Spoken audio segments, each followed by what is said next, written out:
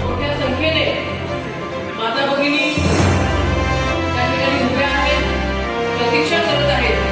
त्यांनाही माझं एकच सांगणं आहे, जोपर्यंत वर्ष वाटप होणार नाही तोपर्यंत खाली वाटपाला सुरुवात होणार नाही.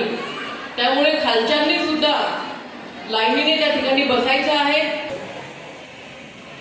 आज कामगार कल्याण विभागाच्या माध्यमातून, शिंदे फडणवीस सरकारच्या माध्यमातून आपल्या चिखली विधानसभेमध्ये, चिखली शहरापासनं आपण या संसार बाटलीच्या वितरणाचा कार्यक्रम हा या ठिकाणी सुरू केलेला आहे.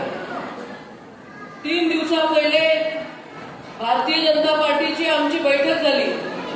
जे आमचे शहराचे अध्यक्ष आहेत, सर्व आमचे माजी नगरसेवक आहेत, ज्या ज्या प्रभागामध्ये भारतीय जनता पार्टीचे नगरसेवक नाही त्या ठिकाणी जे आम्ही प्रभारी आमच्या पक्षाच्या वतीने नगरसेवक म्हणून त्यांना आम्ही नियुक्ती केलेली आहे, असे जे आमचे सर्व पक्षातले बांधव आहेत, यांच्या माध्यमातून गेल्या 3 दिवसापासून या चिखली शहरामध्ये ऑनलाईन रजिस्ट्रेशनचा कॅम्प आम्ही त्या ठिकाणी लावला होता. आणि आपण सर्व माता भगिनी त्या कॅम्पमध्ये आलात, कुठलाही त्रास तुम्हाला त्या ठिकाणी झाला नाही. एक कॅम्प जर का आम्ही लावला असता तर प्रचंड गर्दी त्या ठिकाणी झाली असती. तुम्हाला तुमच्या हातातले कामधंदे सोडून त्या ठिकाणी लाईनीने उभं राहावं लागलं असतं. परंतु माझ्या या चिखली शहरातल्या माता भगिनींची गैरसोय झाली नाही पाहिजे, माझ्या उपस्थित बांधवांची त्या ठिकाणी गैरसोय झाली नाही पाहिजे, त्याचा प्रभाव सोडून त्याला दुसरीकडे कुठं जाण्याची वेळ आली नाही पाहिजे. म्हणून भारतीय जनता पार्टीच्या माध्यमातून, माझ्या आमदार आपल्या दारी या उपक्रमाच्या माध्यमातून या चिखली शहरामध्ये जेवढे प्रभाग आहेत त्या प्रत्येक प्रभागामध्ये एक कॅम्प गेल्या 3 दिवसापासून आम्ही त्या ठिकाणी लावला. आम्ही तुमची त्या ठिकाणी घेतलेली आहे. काल परवाला कुणीतरी या ठिकाणी मोर्चा काढला होता. अनिलभाई या चिखली विधानसभेमध्ये या बांधकाम कामगारांच्या बाबतीमध्ये खूप मोठ्या प्रमाणामध्ये भ्रष्टाचार त्या ठिकाणी चालू होता. जे दलाल आहेत ते दलाल घरोघरी फिरत होते. आमची माता भगिनी भोळी बापडी आहे, तिला थोडं आम्हीच त्या ठिकाणी दाखवलं जात होतं की तुझ्या घरी आम्ही संसार बाटली देऊ, तुझ्या घरी आम्ही कामगार कल्याण विभागाच्या माध्यमातून कामगारांच्या मुलांच्या शिक्षणासाठी जी काही मदत मिळवली जाते ती आम्ही उपलब्ध करून देऊ. परंतु ही केव्हा उपलब्ध करून देऊ?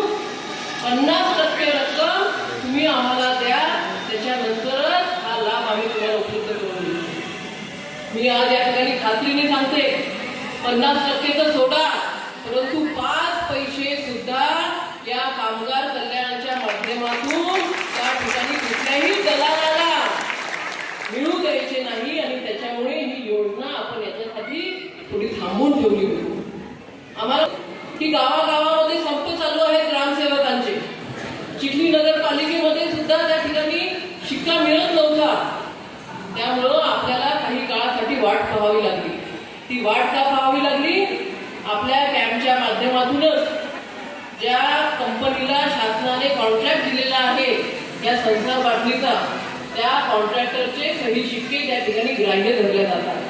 तुम्हाला जर का ग्रामसेवक सही शिक्का देत नसेल, तुम्हाला जर का नगरपालिकेकडनं सही शिक्का मिळत नसेल, तर कामगार कल्याणाच्या माध्यमातून जे कॉन्ट्रॅक्टर आहेत त्या कॉन्ट्रॅक्टरला शासनाने हे सही शिक्के त्या ठिकाणी दिलेले आहेत. त्यांचा जर का सही शिक्का आपल्याला मिळाला तर आपल्याला त्या ठिकाणी नगरपालिकेवरती अवलंबून राहण्याची आवश्यकता नाही आणि ग्रामपंचायतीवरती सुद्धा त्या ठिकाणी अवलंबून राहण्याची आवश्यकता नाही. नियोजन मोठं होतं. एका विधानसभेसाठी 22 त्या ठिकाणी ऑपरेटर कामगार कल्याण विभागाचे आपण मागितलेले होते.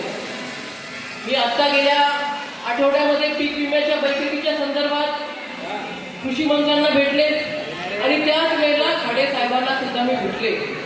आणि खाडे साहेबांना मी तीच विनंती केली होती की खाडे साहेब, माझ्या चिखली विधानसभेमध्ये उशीर झाला तरी चालेल, परंतु दलालाच्या माध्यमातून त्या ठिकाणी माझ्या मतदारसंघातल्या नागरिकांचा छळ त्या ठिकाणी मी होऊ देणार नाही. त्यामुळे जोपर्यंत तुमचे ऑपरेटर, तुमचे कॉन्ट्रॅक्टर आम्हाला दारात मिळणार नाही तोपर्यंत इथलं वाटप आपण थांबवा. तो मोर्चा होता, तो मोर्चा सर्वसामान्य जनतेसाठी नव्हता, तो मोर्चा दलालांसाठीचा मोर्चा होता. दलालांच्या माध्यमातून त्या ठिकाणी कामगार कल्याण विभागाचं वाटप व्हावं याच्यासाठी तो काढलेला मोर्चा होता. आज बघा, आज एक सुद्धा दलाल या चिखली विधानसभेमध्ये डोकं वरती काढत नाही. सक्त त्या ठिकाणी मंत्री महोदयांनी आदेश दिलेले आहेत की चिखली विधानसभेमध्ये कामगार कल्याण विभागाच्या माध्यमातून जे जे वाटप होणार आहे, जो जो लाभ द्यायचा आहे, कुठलाही दलाल त्या ठिकाणी 5 पैसे मागणार नाही. आणि त्याच्यावरती मी तुम्हाला सांगते, तुम्हाला जर कोणी असे पैसे मागितले तर त्याची तक्रार आमच्याकडे करा, वेळीच त्याची दखल घेतल्या जाईल. काही लोक ताईंचं काय म्हणणं आहे म्हणे, चिखली विधानसभेमध्ये दलाली चालणार नाही, खपवून घेतल्या जाणार नाही, सर्वसामान्य जनतेचा छळ केला जाणार नाही. चिखली विधानसभेच्या बाहेर जाऊन तर आम्ही करू शकतो. काही दलाल माझं नाव वापरून, ताईचा कॅम्प आहे, आम्ही ताईचे माणसं आहे, माझं नाव वापरून त्या ठिकाणी मेरा सर्कल मध्ये गेले, मेरा मंत्री त्या भागामध्ये गेले आणि 600 रुपयाची, 800 रुपयाची मागणी त्या ठिकाणी मेऱ्यामधल्या, अंतरीमधल्या लोकांना त्या ठिकाणी केली. जशी गोष्ट आमच्या भारतीय जनता पार्टीच्या, शिवसेनेच्या कार्यकर्त्यांच्या कानावरती गेली. शेवटी हा काही पक्ष लहान नाहीये, हा पक्ष काही फक्त चिखली विधानसभेपुरता मर्यादित नाहीये. भारतीय जनता पक्ष हा भारतातच नाही तर संपूर्ण जगामधला सर्वोच्च पक्ष आहे, सर्वात मोठा पक्ष त्या ठिकाणी आहे. दलालांना वाटलं की चिखली विधानसभेच्या बाहेरचं ताईंना काही माहीत पडत नसत, ताईंना काही फरक पडत नसत, त्या ठिकाणी त्यांनी ती दलाली चालू केली होती. जशी गोष्ट माझ्या कानावरती आली, अशा शब्दात त्याची खरडपट्टी घेतली की तो दलाल आता बुलढाणा जिल्ह्यामध्ये सुद्धा त्या ठिकाणी